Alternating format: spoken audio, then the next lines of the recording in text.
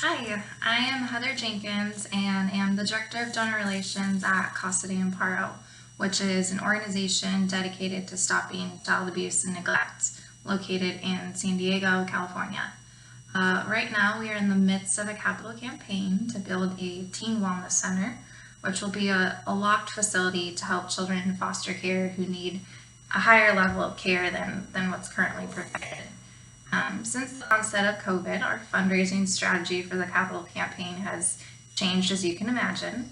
The week that California was shut down, we were set to host a small dinner presentation on the campaign to our honorary board.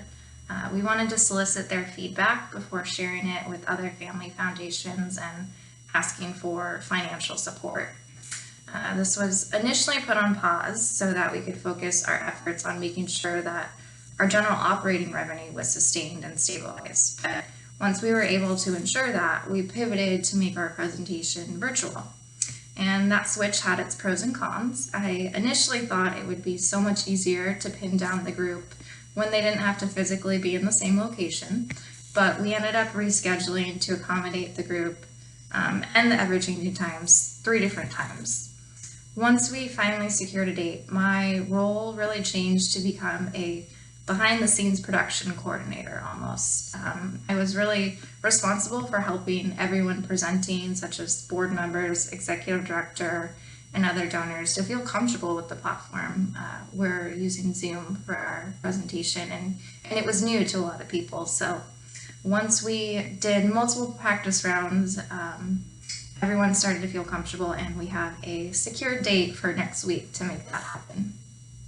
In addition to this, I've personally been using COVID as an excuse to check in with our donors.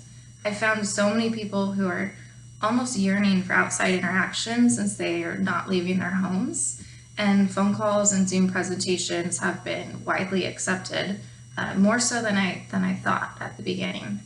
Additionally, our capital campaign is very timely in the sense that if the site was currently built, the care for our residents in foster care would be greatly improved right now during COVID. So I've made sure to really include that in my messaging to stay current with what's going on.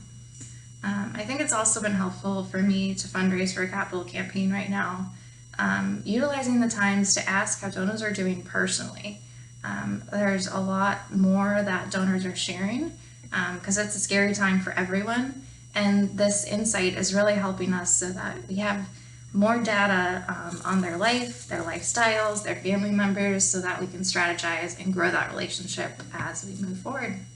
So thanks everyone for listening.